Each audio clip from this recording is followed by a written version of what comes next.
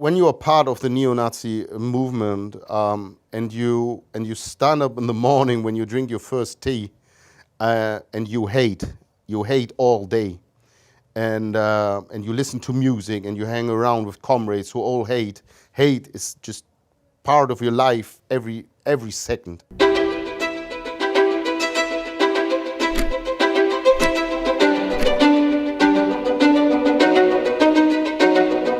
I was born in Lübeck. It's a small town nearby Hamburg. My parents were quite wealthy. I didn't lack anything in my young life, and I had a good childhood. I didn't get any violence from my parents or was abused or anything.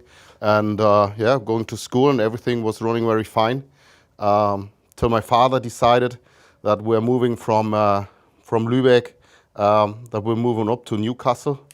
I was 10 years old at that time, and that was quite a shock for me as a 10-year-old. I didn't even know where England is or what Newcastle is, and I didn't speak one word in English. On the way to the school, the first person spit on me, and I arrived in the class, and somebody just threw out my stuff. I was like brought into the class, and just everybody looked at me like, that's a German. They never seen a German before, and they called me a Nazi. Kraut and Fritz and whatever you guys call Germans, and I didn't understand it. I never heard the word Nazi before or anything. I didn't know about it.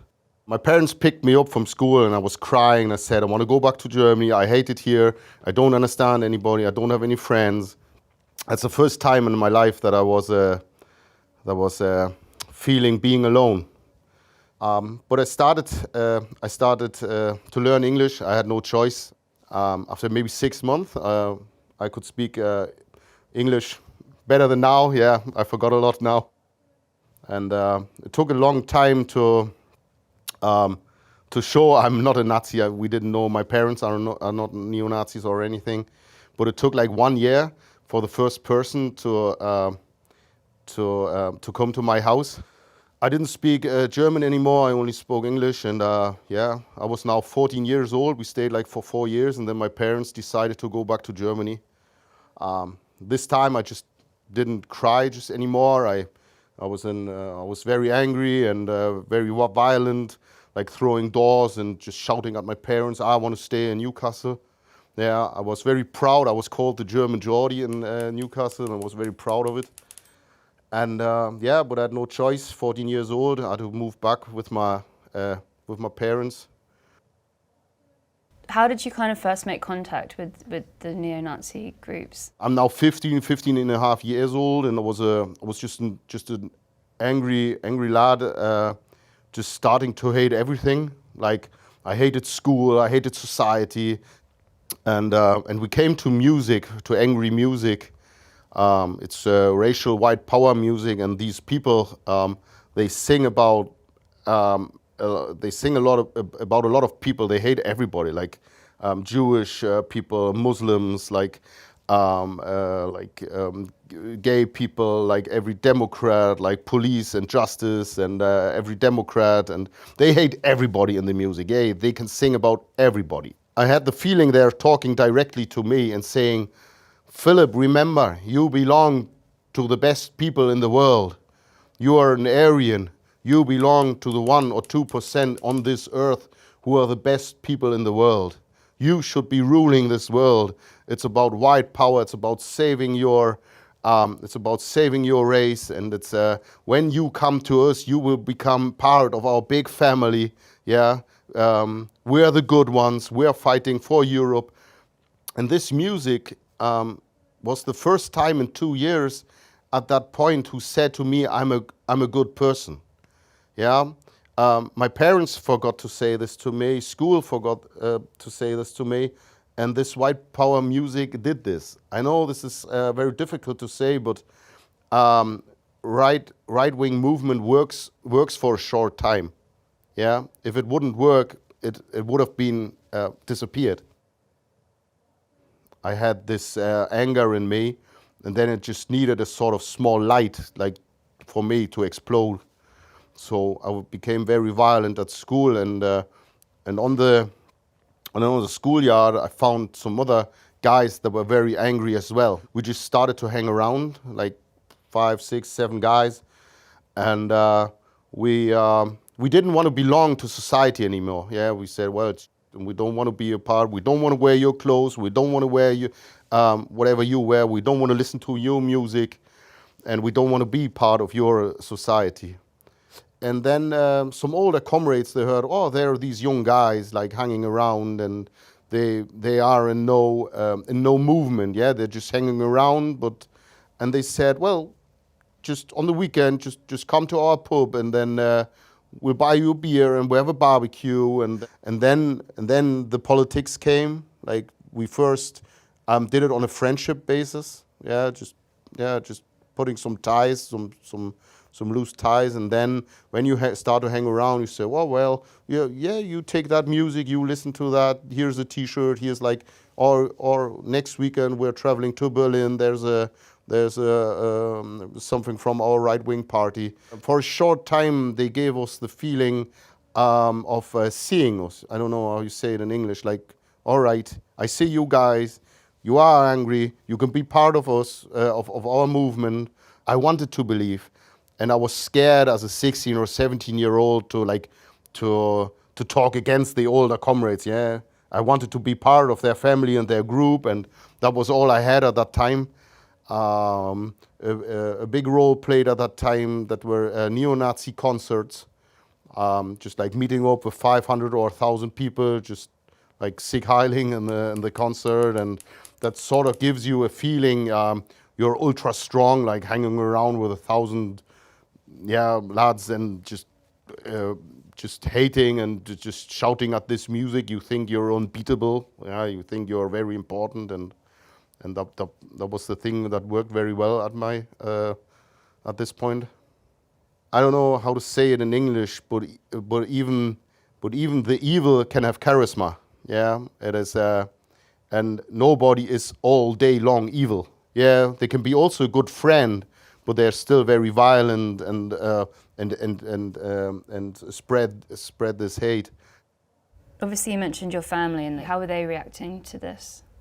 My parents thought, all right, this is just like a short phase. I don't know. Yeah, can you see? It's just like a short phase, and it will grow out. Yeah, all right. He's now a little bit violent, and but everything will be sorted out in 1 or 2 years. And they just looked away. I think they didn't want to see it. I put a swastika, a flag in my room. Yeah, and my mom just came in and just put it down and just hid it from me. And I just searched the house and I put it back on, and my mother put it back off. They just didn't talk with us. Our family just didn't sit down and talk. And at one point, I didn't want to talk anymore. As soon as I had these friends, I just didn't want to talk with my parents anymore.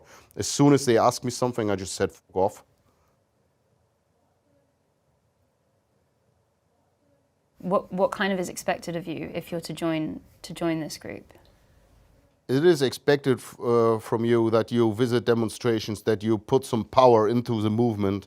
They want to rewrite history. They say we have a different view on history. We have different facts. They have like books for themselves where they say we are the victims. We are not the aggressor. But there are some things that every group thinks of. It's the first point. It is racism. That's the easiest thing to live out. You don't have to have a good school education or have to study or anything. Yeah, you can just put people into races and just say, well, I belong to the best, and you don't. You belong to somebody worthless. That's very easy. So racism was everywhere. It belongs the anti-Semitism. Hating Jewish people and saying Jewish people are directing the world. And of course, a new thing which came up in the last 10-15 years is the hate against Muslims coming to Europe, and like these groups say, like they're trying to force out Christianity. Most of the people in the neo-Nazi scene are looking for a new Führer, like a strong man. Isn't allowed to be a woman, yeah, for a neo-Nazi. So they're looking for a strong man. Like in Germany, you say we need a little Hitler, yeah. And would you and your comrades racially abuse people on the street in public, or was it all kind of done in secret? Yeah, sometimes people think like neo-Nazis go out on the street and they just hate like everybody they see. Yeah, then that doesn't work.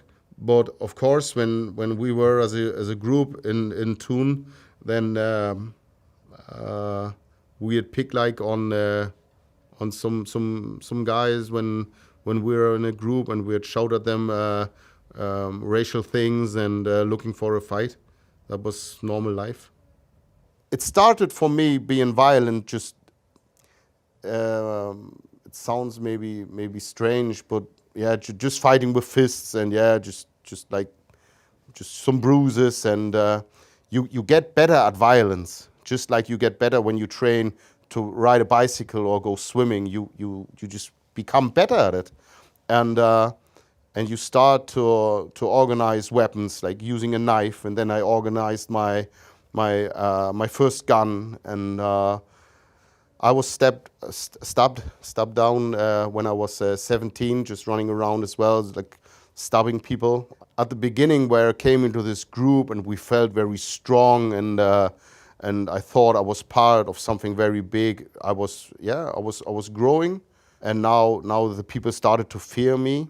So I was maybe not happy, but I felt the first time after many years being part of something. When you are part of the neo-Nazi movement, and you stand up in the morning when you drink your first tea, and you hate all day, and you listen to music, and you hang around with comrades who all hate.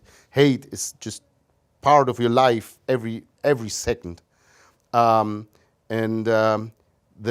first thing you lose is like empathy for people. Yeah, I didn't feel anything for human beings anymore. So it was very easy for me like to be violent at them, because I didn't see them as human beings.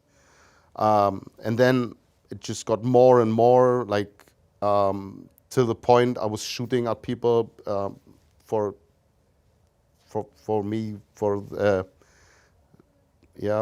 to kill them. And you mentioned like actively shooting at people. Did you ever see anybody die? I founded a comrade group. Yeah, I was a leader of a very well-known comrade group in Germany, and these comrades at a New Year's Eve, they killed somebody in their apartment. I wasn't there, but they were my boys at that time. But I wasn't part of it. But I was like very nearby. Yeah, that was very terrible when they killed somebody. I was just a little bit shocked at how cold-blooded they did it. Yeah, they just didn't see a human being there. On this night, somebody who visited them, they cut his throat, and they were talking about it like they stamped like on an ant on the floor or something.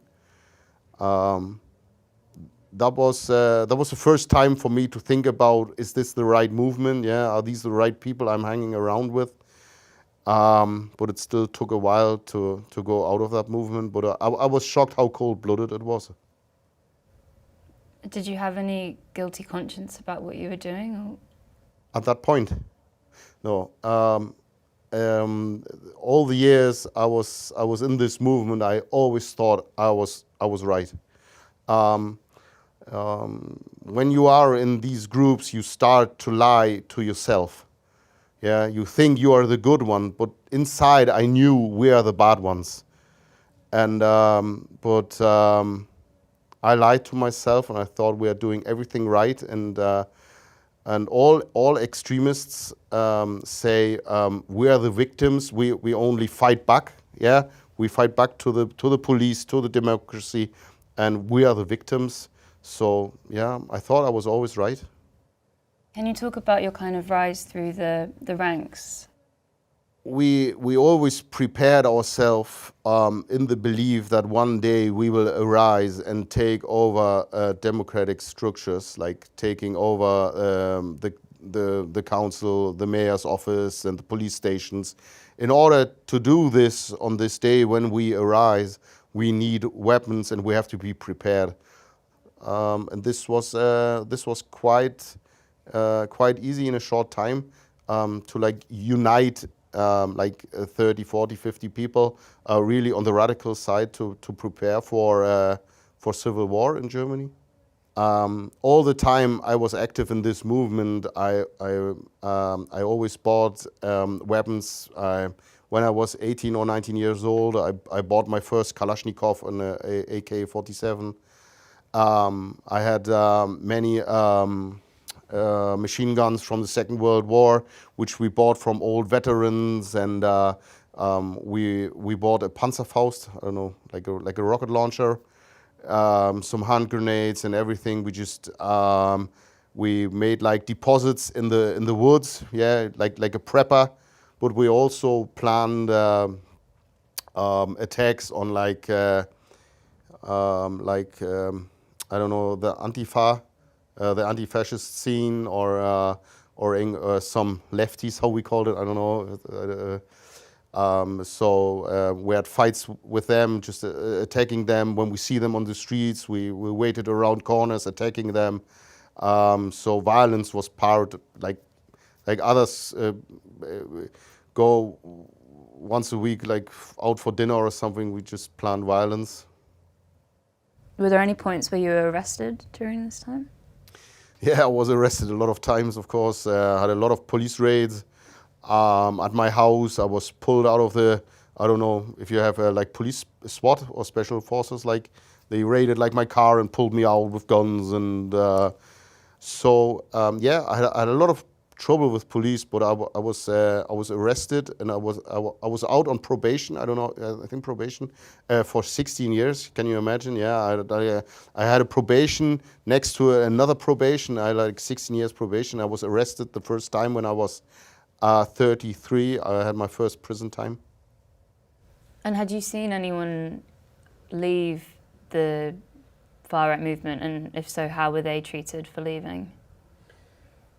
Well, all I had in my life was I didn't have any contact to my family, just once or twice a year, just calling them for Christmas, yeah, and just saying, yeah, hello. And as a young lad, this movement told me, come to us, yeah, we're the good ones, here's family, we see you, and we'll take care of you, and all these good things. But the older I got, I looked around to the comrades, and to be honest, there were a lot of people within this movement. They were not socialized at all. They didn't go to work. Yeah, they couldn't live a life. They were full of debt with their money. Yeah, and just had enormous social problems. What I thought is the right life, and I was promoting, but it just made me very unhappy, and I became like, I fell into a sort of depression living this life. I didn't have any friends outside this movement. I only had this group. So when you decide to go out of the National Socialist movement, then you lose everything. You are called very quickly a traitor, I think, a traitor. And the aggression from the group will come towards you. And how was it for you leaving? I sort of lied to them. Yeah, I just said, oh, I don't feel so good, and I need a break, sort of. Yeah, I'm still fighting, and I need a break. And even that is for many of the comrades, like they said, why, how, you need a break fighting for your race, yeah, what is this? So they already talk behind your back. But I did it very slowly going out of it. Yeah, I lied to them, and then at one point I said, all right, I'm out and I'm doing something else, but we'll stay friends. Yeah, that's the way I choose. There are many ways to do it. I think the best way is just to go and just move somewhere else, but that everybody has to decide that for themselves. You know, when you have been an outlaw for 15 years and you're outside of society in Germany, when you are a neo-Nazi in Germany, you are not part of society. Most of the people in Germany just hate you for being a neo-Nazi. And there were a lot of articles about me on the internet and on the television and everything. And going out of that group, I was scared of is society giving me a chance again? Yeah, if I want to change, will people give me their hand again? Is it allowed for me to be loved again, or to love somebody and to take part in normal society life? And will people believe me? It's a question till today. Maybe somebody from your team will sit here and say, once a Nazi, always a Nazi, or something. All these big questions was something which made me think, and I was really scared of changing because of all these questions. I think you cannot change your life overnight. It is not like it is everybody who has changed in their life. They know that's a journey. My National Socialist view on the world and my thinking died over many years. Yeah. And I think the best way, like it worked, I think from my point of view, is like to meet people. Yeah, not just to read books or study or anything. You have to meet people from different countries, from different beliefs, so you can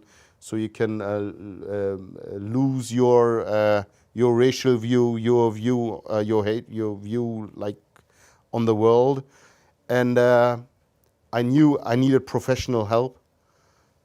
Because of this life, I lived so long in this movement, and I went to the prison psychiatric, and I asked him for help. I said, I think I'm a loony, and I destroyed my life, and I need help. I think it's a superpower for everybody out there to ask for help. That's an absolute superpower. And he said, yeah, all right, I will work with you. I was sentenced to 3 years in prison. And he worked with me on my views and on my handling strategies, and I was very thankful for this help in prison. I became a Buddhist in prison, and that was very important to get like professional help. That was very important. Were you ashamed of your past? Yeah, of course. When I really started to when I stepped out, that was the first time I was thinking about what I did to people. Like when you realize when you are mid-30 and you realize the last 20 years you only destroyed lives.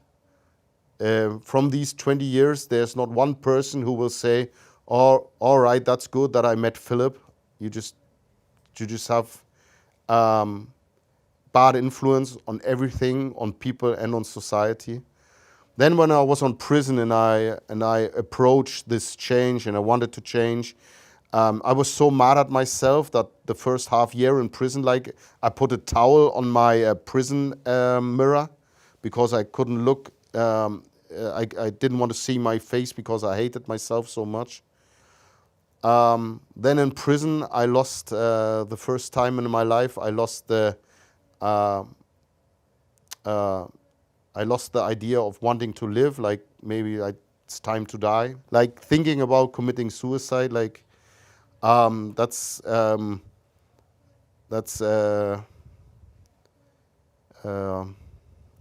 very hard to to find yourself thinking about committing suicide. And the first questions when I went to this psychiatric was, is it all right for me to be loved again? Yeah, because I did these things. Is it all right for me to come back to society? And he said, when you want to stop hating, when you want to stop being violent and hating foreigners or hating people, then it's your right to change. And then do it for yourself. Don't do it for anybody else. I used the time in prison to be mad at myself and hating myself, and then I left this this feeling being guilty behind me. I was angry at me. I apologized to my victims, and I left it behind me now. And how old were you when you were released from prison? I was 38 when I was released from prison, yeah. When I now think about it, it was like 15 wasted years, really. I destroyed the lives of my victims. I destroyed the families of my victims. I destroyed my family. I destroyed my life. There's nothing good about these 15 years. I just hate myself for living this life. Maybe in the beginning, when I was a young guy, that we were hanging around, yeah, for a short time. I had this feeling there was like the family feeling, but this didn't even hold for 6 months. So there was really nothing good about living this life. It was just full with hate and violence.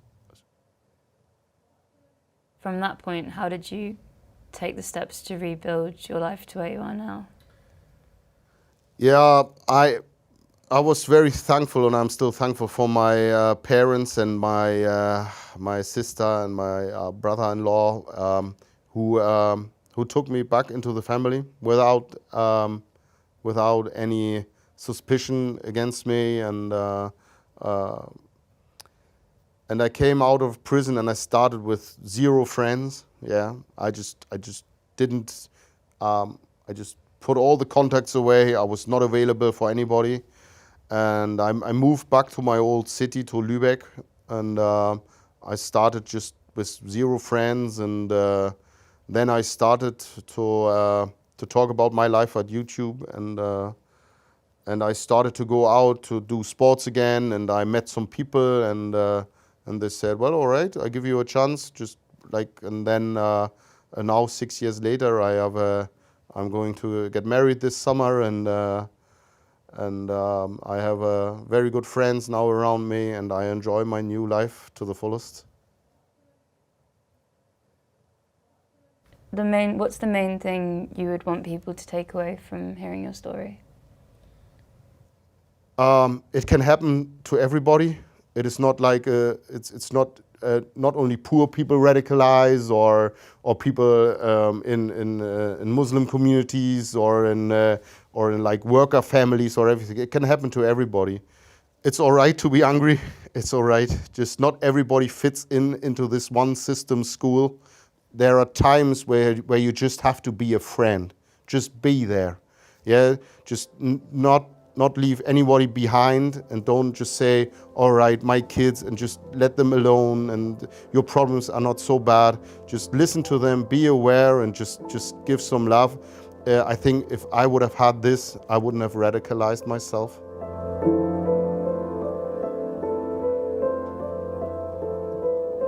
There was a guy sitting on the train opposite with his wife and his 2 kids, and he had a Crystal Palace lapel badge, just a little badge on his jacket.